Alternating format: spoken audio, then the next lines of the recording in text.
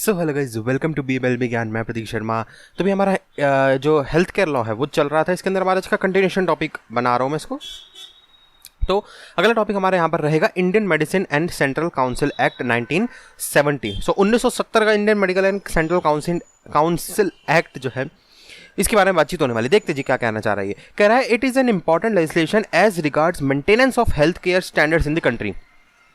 तो इस एक्ट का मेन मतलब एक ही लाइन में से समझा दिया कि क्या कहानी है इसकी, कि ये कह रहा है कि ये इंपॉर्टेंट लेजिस्लेशन, ऐसे लॉज बनाने में हेल्प करता है ये एक्ट, जो हेल्थ जो कंट्री की है, लोगों की, बेसिकली कंट्री की तो अच्छी होनी चाहिए फाइनेंशियली हेल्थ, लेकिन जो लोगों की हेल्थ है, लोगों की हेल्थ इज वेल्थ, तो तभी तो कंट्री बढ़ेगी। तो वही चीज़ हो गई जी, उसको मेंटेन करने में हेल्प करता है। The power to constitute the central council lies with the central government. तो सेंट्रल काउंसिल नाम से समझ आ रही है, सेंट्रल गवर्नमेंट के ऊपर ही पावर है, वो बनाएगी। To maintain the quality of teaching and training in Indian medicine. तो दवाइयों के बारे में जानकारी देना, जो भी MBBS वगैरह वाले कॉलेजेस होते हैं, इंस्टीट्यूट्स होते हैं, तो मेडिसिन की अच्छी नॉलेज रहे डॉक्टर्स को, ये इस पे काम रहेगा। The council can withdraw the recognition of an institution if it appears to it that the required quality is not being maintain in a certain institution. तो वही चीज़ हो गई, जो भी इंस्टीट्यूशन है जो मेडिकल का पढ़ाई वगैरह करवाते हैं और उसमें अगर क्वालिटी ऑफ स्टैंडर्ड या क्वालिटी ऑफ स्टडी जो है बेसिकली वो अच्छी नहीं लग रही है ना, तो वो हटा भी सकते हैं, उनका लाइसेंस भी कैंसिल करा जा सकता है यहाँ पर। तो कह रहा है constitution of the central council. अब सेंट्रल काउंसिल की किस तरीके से बनावट है, किस तरीके की उसकी रचना है, देख लेते हैं जी। कह रहा है सेक्शन 3 कह रहा है, ये सेक्शन 3 ऑफ दिस एक्ट कह रहा है 3 कैटेगरी के अंदर यहाँ पर मेंबर्स को बांटा गया है। कह रहा है पहला कैटेगरी, देयर में बी 5 और less than 5 members as determined by the central government in accordance with the provision of the first schedule of the act. तो इस एक्ट के फर्स्ट शेड्यूल के अकॉर्डिंग 5 या उससे कम लोग जो है बेसिकली मेंबर्स जो हैं उनको यहाँ पर डाला जा सकता है। अब ये मेंबर्स का कहाँ से होने चाहिए, ये मेंबर्स जो 5 हमने बताए यहाँ पर, वो कहाँ से होने चाहिए, देख लेते हैं जी। कह रहा है each of Ayurveda, Siddha and यूनानी systems of the medicine from each state. तो हर स्टेट से आयुर्वेदा सिद्धा वाले भी जो है यहाँ पर होने चाहिए, यहाँ पर मेंबर्स 5 में से। दूसरी कैटेगरी में डाला गया है there has to be 1 member from, यही Ayurveda Siddha and Unani, to be elected amongst themselves by the members of the faculty और department of the respective system of medicine of that university. तो उस यूनिवर्सिटी में से एक 1 member from to be elected amongst themselves, किसमें से, जो ऊपर हमने पढ़े आयुर्वेदा सिद्धा यूनानी वाले में से, उन्हीं में से एक मेंबर और निकाला जाएगा जो मेंबर ऑफ द फैकल्टी और department of the respective system of medicine of that university, जो उस यूनिवर्सिटी के अंदर फैकल्टी मेंबर की तरह यहाँ पर काम करेगा रिलेटेड टू मेडिसिन की पढ़ाई वाली चीज़ों में। कह रहा है other members not exceeding 30% of the total number of members elected under the first 2 categories may be nominated by the central government. अब इसकी के अंदर जो 30% है, नॉट एक्सीडिंग 30%, 30 से कम होना चाहिए, 30 हो सकता है, not exceed 30% of the total number of members elected under the first 2 category, जो ऊपर वाली कैटेगरी यूनानी सिद्धा वाली और जो उसमें से एक फैकल्टी मेंबर बना दिया था हमने, उनमें से 30 से एक्सीड नहीं होना चाहिए, उससे कम रहना चाहिए। Elected under the first 2 categories may be nominated by the central government having the special knowledge और practice experience in the Indian medicine. तो मेडिसिन के अंदर उनमें से 2 बंदों को और निकाला जा सकता है। अब मतलब 30% ऊपर 2 कैटेगरीज में से निकाले जा सकते हैं। अब कह रहा है recognition of medical qualification and enrolment, देख लेते जी इसके अंदर मेडिकल एनरोलमेंट किस तरीके से होगा। कह रहा है medical qualification granted by any university board और other medical institutions is in India are include in the second schedule of the act. तो सेकंड शेड्यूल जो है एक्ट के अंदर, उसके अंदर यहाँ पर इंक्लूडेड है। कह रहे the recognised medical qualification granted by the medical institution outside India have been included in the 4th schedule of the act. तो जो बाहर से पढ़ के भी आ रहे हैं उन्हें भी यहाँ पर बिल्कुल जी दर्जा दिया गया है।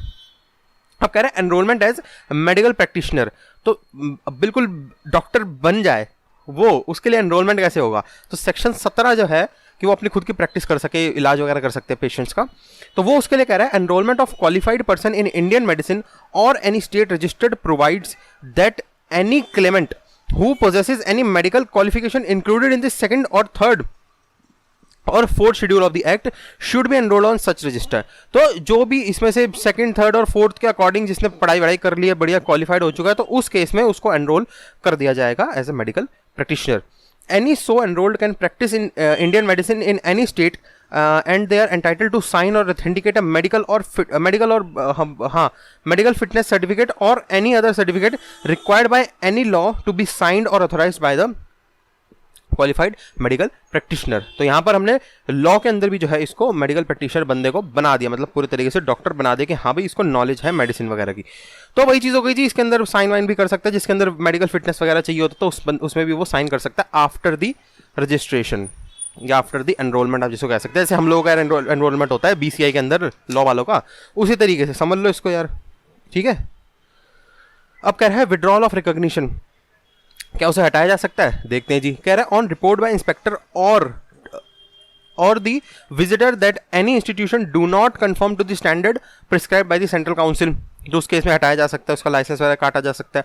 After considering such representation the central government shall send it to the state government और then the state government forwards it along with the remarks to the institution with an intimation of the period within which the university board or medical institution may submit its explanation to the state government। तो यहीं पर वही बात होगी, जो inspector वगैरह है वो देखेगा कि भाई इंस्टीट्यूशन या जो कॉलेजेस हैं, जो यूनिवर्सिटीज़ वगैरह है, उसमें बिल्कुल स्टैंडर्ड से पढ़ाई हो रही है नहीं हो रही है, कहीं चीटिंग तो नहीं चल रही है, कुछ उल्टी चीज़ें तो नहीं चल रही हैं, या ऐसी हवा में क्लासें हो नहीं रही हैं और ऐसी डॉक्टर बनाते जा रहे हैं तो लोगों को मार देंगे क्योंकि, तो उस केस में वो देखा जाएगा, वहाँ पर इंस्पेक्टर भेजेगा अपनी एप्लीकेशन बनाकर कि सेंट्रल काउंसिल को, फिर वो सेंट्रल काउंसिल जो है हमारी बेसिकली सेंट्रल गवर्नमेंट को भेजेगी, वो सेंट्रल गवर्नमेंट की ही बनाई गई है सेंट्रल काउंसिल ना, तो वो फिर हमारे को स्टेट गवर्नमेंट को भेजेगी, क्योंकि भाई हर स्टेट में है ना इंस्टीट्यूशन, तो हर जगह तो स्टेट गवर्नमेंट जो है फिर आगे उसको इंस्टीट्यूशन को जिसके खिलाफ यहाँ पर प्रोसीडिंग चालू हुई है उसको एक नोटिस बना के भेज देगी कि भाई ऐसे ऐसे तुम्हारे खिलाफ कंप्लेंट आएगी, तुम्हारे यहाँ बढ़िया पढ़ाई नहीं हो रही है, बढ़िया कुछ नहीं हो रहा, फलाने ढिमकाना, तो तुम हमारे को यहाँ पर एक्सप्लेनेशन दो कि क्या सीन है ये। क्योंकि हो सकता है ना कि टीचर्स एकदम छुट्टी पर चले गए हों, सारे बीमार पड़ गए हों, जैसे कोविड हो गया, तो इस तरीके की कुछ एक्सेप्शनल केसेस आ सकते हैं, तो भाई एक्सप्लेनेशन तो बिल्कुल बनता है। ठीक है जी, तो ये एक्ट हो गया हमारा, और 6 मिनट की वीडियो बनी है ना, डेंटिस्ट एक्ट, क्योंकि ये अलग एक्ट है तो इसको बनाएंगे हम अलग, और अच्छा है ये भी, थोड़ा सा बड़ा है लेकिन अच्छा है। ठीक है जी, इसको नेक्स्ट वीडियो में कंटिन्यू करेंगे। तो यही था जी इस वीडियो के अंदर। वीडियो अच्छी लगी लाइक कर दीजिएगा, वीडियो अच्छी नहीं लगी डिसलाइक कर दी, कोई दिक्कत नहीं, लेकिन एक रीज़न दीजिएगा क्यों आपको वीडियो अच्छी नहीं लगी, ताकि उस चीज़ को जो मैं अपने इंप्रूवमेंट लिस्ट में डाल सकूं। बाकी भैया कमेंट सेक्शन यूट्यूब ने आप लोगों के लिए दिया, कोई भी क्वेश्चन सजेशन क्वेरी डाउट है कमेंट करिए, मैं पूरी कोशिश करूंगा आपको वहाँ पर रिप्लाई करने की। बाकी जो डिस्क्रिप्शन है वीडियो के नीचे, डिस्क्रिप्शन वाला पार्ट होता है उसको जरूर खोल के देख लिया करो। कभी कभार क्या होता है ना कि कैसे छोटी मोटी चीज़ें रह जाती है वीडियो के अंदर, या उसके ऊपर मैं अलग से क्या ही डेडिकेटेड वीडियो बनाऊँ, तो 2-4 चीज़ें रह जाती हैं, उसको मैं छोटी सी 2-4-5 लाइनों के अंदर डिस्क्रिप्शन में लिख देता हूँ कि भाई इस पार्ट में ये एडिशन है, इस पार्ट में ये सब्ट्रैक्शन है, या ये मैं बताना भूल गया, तो ऐसी कुछ चीज़ें, तो डिस्क्रिप्शन जरूर खोल के देख करो। और डिस्क्रिप्शन में ही मेरे कॉन्टैक्ट्स के लिंक मिल जाएंगे, जैसे कि इंस्टाग्राम का लिंक मिल जाएगा, जहाँ पर आप आकर मेरे से टाइपिंग के थ्रू जो है बातचीत कर सकते हैं। एक मैं अपना इंस्टाग्राम में यूजर नेम कॉल आउट दे देता हूँ, इंस्टाग्राम खोलना, वहाँ पर सर्च करना ANDRO_GUY, या सर्च करोगे मैं आ जाऊँगा और मेरे से आप टाइपिंग के थ्रू जो है बातचीत कर सकते हैं। या फिर अगर मेरे से डायरेक्टली कॉल के थ्रू वो भी लाइव बातचीत करना चाहते हैं, तो उस केस में आपको ऐप इंस्टॉल करना पड़ेगा जिसका नाम है call for me. Play store पे जाओ, call for me app install कर लो, या फिर डाउनलोड लिंक अपना इसमें डिस्क्रिप्शन में मिल जाएगा नीचे, तो वहाँ पर जाकर आप मेरा नाम डाल दो प्रतीक शर्मा, या फिर मेरे चैनल का नाम डाल दो BBLLB ज्ञान, मैं आ जाऊँगा और वहाँ पर आप इससे लाइव कॉल के थ्रू बातचीत कर सकते हैं। सब्सक्राइबर करा हुआ तो आपसे बढ़िया बंदा कोई नहीं, सब्सक्राइब नहीं करा तो कर लो। ऐसे इंपॉर्टेंट सब्जेक्ट्स और ऐसे इंपॉर्टेंट टॉपिक्स को तुम लोग कर दोगे क्या कर दोगे मिस। और सब्सक्राइब करने के बाद एक बेल आइकन होगा, वो बाय डिफॉल्ट पर्सनलाइज पर हो जाता है, सब्सक्राइब करने के बाद उसको ऑल पे कर देना, ताकि सारी नोटिफिकेशन आपके पास पहुंच जाए जैसे ही मैं कोई भी जो है वीडियो अपलोड करता हूँ वैसे ही। चलो जी, thank for watching to BBLLB Gyan, Prateek Sharma signing out, bye, take care. And या कोरोना से बच के बस कंटिन्यूएशन वीडियो में बना रहा हूँ, इसको बस डाल अलग अलग रहा हूँ। ठीक है जी, चलो रुको।